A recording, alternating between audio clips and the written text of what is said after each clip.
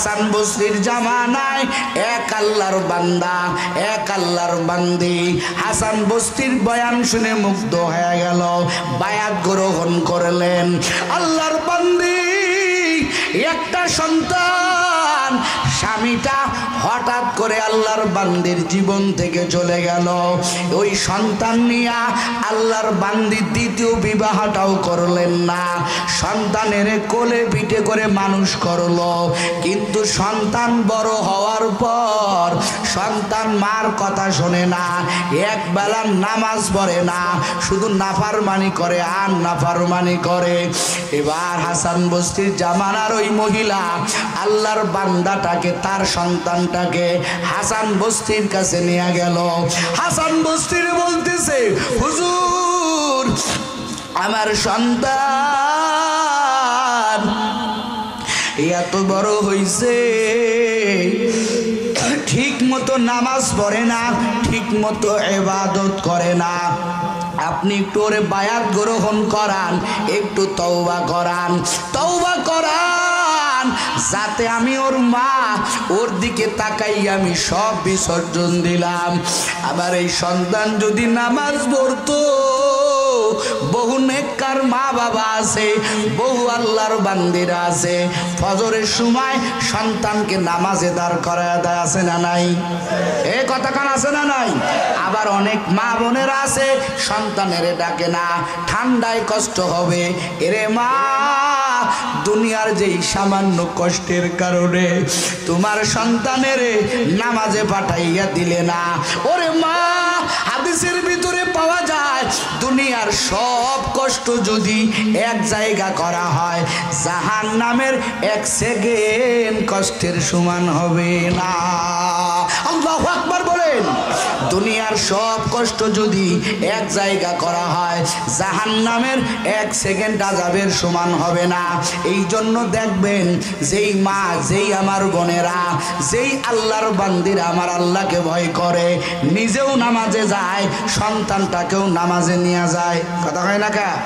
কিন্তু আমরা অন্যভাবে দাওয়াত দেই, নিজে মোবাইল টিপি, নিজে বিড়ি খাই, সন্তানের মাদ্রাসায় পড়তে বলি, সন্তানের মসজিদে যাইতে বলি।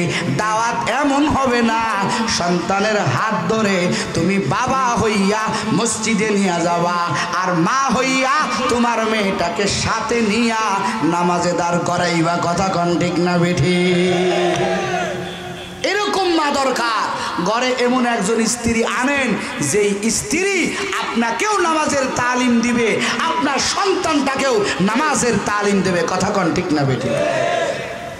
আল্লাহর বান্দি খুব কষ্ট, স্বামী চলে গেছে, একই সন্তান, সন্তানটা আল্লাহ পাকের বাধ্য সন্তান, আল্লাহ পাকের আনুগত্যশীল বান্দা না, আল্লাহ পাকের কোনো বিধান মানে না। হাসান বসরির কাছে নিয়ে গেছে, হাসান বসরি তওবা পড়াই দিছে।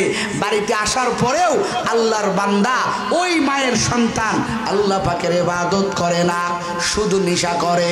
দিন যায় আর নেশা করে, দিন যায় আর ইয়াবা খায়, দিন যায় আর নেশা করে। নেশা করতে করতে আল্লাহর বান্দার শরীর নষ্ট হয়ে গেল, অসুস্থ হয়ে গেল, বেডের থেকে উঠতে পারে না। নেশা যারা করে, মদ যারা খায়, ইয়াবা যারা খায়, খুদার কসম দিয়া বল, তুই আমারে বল কয় টাকার ফায়দা আছে? কথা কয় না, কোনো ফায়দা আছে? জীবন নষ্ট, যৌবন নষ্ট, শরীর নষ্ট, সব নষ্ট, কথা কন ঠিক না বেটা? আল্লাহর বান্দা কান্না করতেছে, সন্তান আর বিছানার থেকে উঠতে পারে না রে বাবা। হাসান বসরি ওই জামানার ওই মহিলা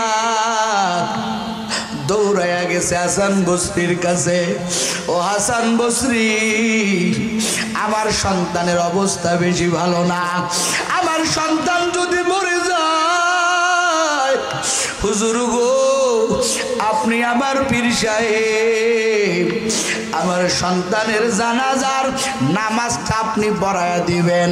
হাসান বসরি ডাক দিয়া কয়, ও আল্লাহর বান্দি, আমি কঠিন কালেও তোমার সন্তানের জানাজার নামাজে যাব না, কারণ তোমার সন্তান ঠিক মতো নামাজ পড়ে না, আল্লাহ পাকের নাফরমান বান্দা। আমি হাসান বসরি তোমার সন্তানের জানাজায় যাব না। মা তো সন্তান তো মায়ের কাছে বড় আদরের, কথা কোন ঠিক না বেঠে? সন্তান যদি ল্যাংড়া হয়, সন্তান যদি খুড়া হয়, সন্তান যদি কানা হয়, তাও মায়ের কাছে সন্তান, কথা কোন ঠিক না বেঠে? মা মনটা দুর্বল করে, মনটা বেজার করে সন্তানের কাছে আসলো।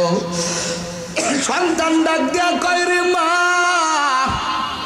তোমার মনটা কেন বেজার? মা গর্ভধারিণী মা, কারণ মা সন্তানের 10 মাস 10 দিন পেটে রাখে, কথা কোন ঠিক না বেঠে?